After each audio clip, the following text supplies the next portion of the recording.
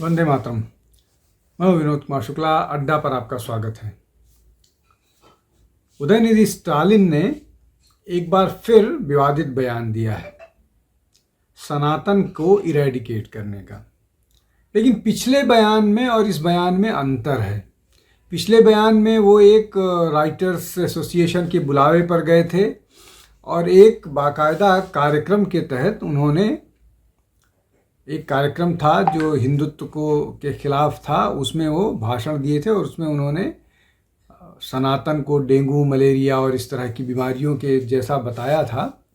लेकिन जो आज कल का बयान है वो विधानसभा में दिया है और जो नए मुख्यमंत्री हैं जोसेफ विजय, उनको बधाई देते हुए या नई सरकार को बधाई देते हुए उन्होंने अपनी बात कही और उस बात के क्रम में बिना किसी कॉन्टेक्स्ट के वो ले करके आए सनातन को समाप्त करने की बात। तमिल में बोल रहे थे, उसका जो बात निकल करके आई वो इसी तरह की थी। लेकिन अब अचानक जो है वो जो उदयनिधि स्टालिन है, उनको ये तमिलनाडु की विधानसभा में क्यों कहना पड़ा, आउट ऑफ कॉन्टेक्स्ट क्यों कहना पड़ा और इसकी बात क्यों आई। पहली बात तो ये कि स्टालिन को, मतलब उदयनिधि स्टालिन को ये बात इसलिए कहनी पड़ी कि उनकी पार्टी बुरी तरह से चुनाव हारी तमिलनाडु की। और चुनाव हारी तो ठीक है, मुख्यमंत्री ने अपनी विधानसभा हारी। तो ये जो एक सोशल मीडिया का कैंपेन चल रहा है कि डीएमके को सनातन का कर्स लगा और सनातन के पर जो उनका दृष्टिकोण था, जिस तरह की वो बातें करते थे, वो बड़ा कारण बना उनके इस बड़ी हार का। अब चूंकि वहाँ पर भारतीय जनता पार्टी इस स्थिति में नहीं है कि वो सरकार बना पाए और एआईएडीएमके से भी कुछ बहुत उम्मीदें नहीं थी जिस तरह से उनका ट्रैक रिकॉर्ड है, तो एक नए प्लेयर को उन्होंने मौका दिया और टीवीके जो है वो जोसेफ विजय के नेतृत्व में वहाँ पर सरकार बनी। एक तो ये हो गया कि उनको दूसरी ये जो है हार से इतना व्यथित थे लगे उदयनिधि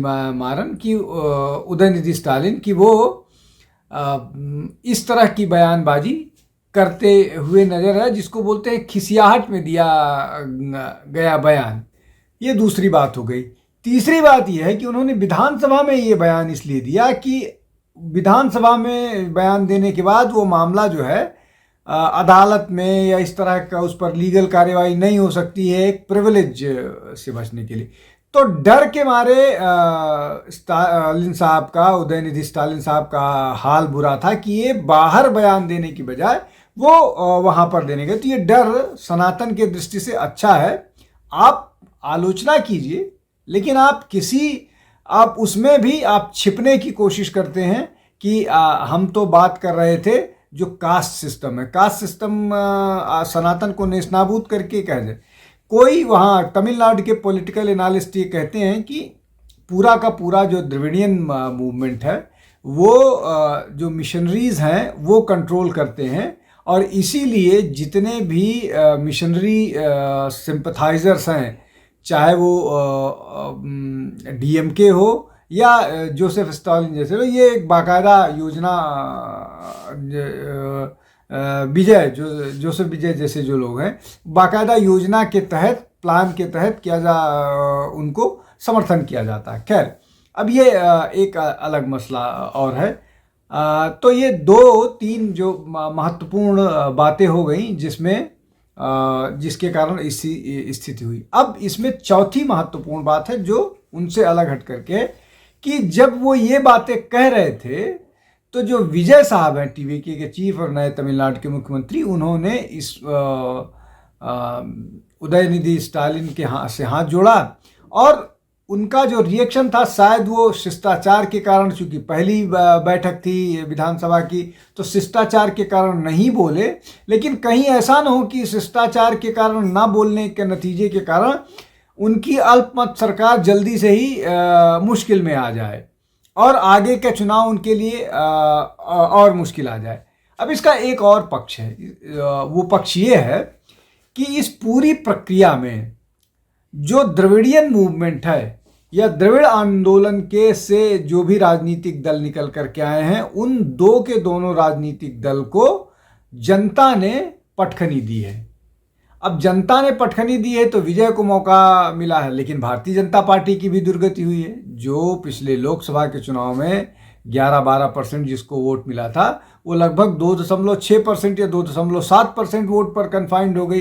कांग्रेस को 3% वोट मिला है, 3% पर वो डीएमके के साथ लड़के 5 सीट जीत लेती है, और ये एआईएडीएमके के साथ जीत वो करके लगभग क्या 1 सीट जीतते हैं। तो बीजेपी की दुर्गति नहीं हुई ऐसा नहीं कहा जा सकता, लेकिन यहाँ से ही बदलाव की दिशा शुरू होगी, यहाँ से ही बदलाव की दिशा शुरू होगी, इसलिए कि जनता ने अब द्रविड़ मूवमेंट जो है उसको नकारा है। दो के दोनों जो द्रविड़ आंदोलन के वो हैं उनको नकारा है, एक बात। दूसरा ये कि टीवीके जो है या विजय जो है वो कितने दिन पॉलिटिकली स्टैंड कर पाएंगे, इसको लेकर के भी बहुत संशय है। सबसे बड़ा संशय ये है कि वो उनको पूरी सीट नहीं मिली है, अल्पमत की सरकार है। मैं एक चैनल पर था जिस दिन रिजल्ट आने थे, मुझसे पूछा गया था तो मैंने साफ तौर पर बोला था कि यहाँ पर हंग असेंबली होने जा रही है, कोई वो नहीं है। तो ये मसला हो गया। तो अब जो विजय साहब की राजनीति है वो कितना दिन इसको संभाल पाएगी और उनका आगे का राजनीतिक भविष्य क्या होगा। भारतीय जनता पार्टी भी कोई न कोई कदम उठाएगी, इसलिए कि तमिलनाडु पर उनकी जो योजना है उसमें वो किसी तरह से छोड़ने।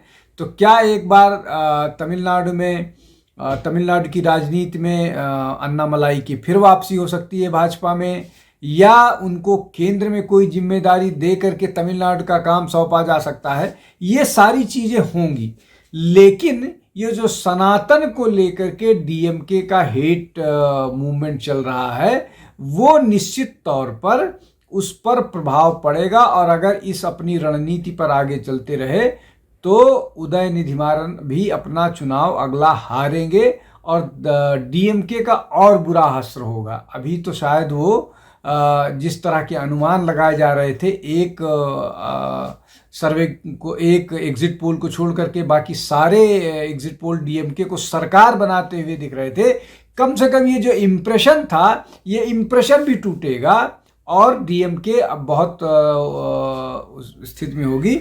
अब जल्दी से मैं इसका लीगल वो समझाने की कोशिश करता हूँ कि सुप्रीम कोर्ट 2030 में उन्होंने पहली बार सनातन के खिलाफ बयानबाजी की थी। मद्रास हाई कोर्ट ने जो है उनको डिविसिव बताया, परवर्स बताया था। सुप्रीम कोर्ट ने जो है उदयनिधि को कॉशन लेने को कहा था। इसी कॉशन से बचने के लिए उन्होंने ये बयान विधानसभा में दिया।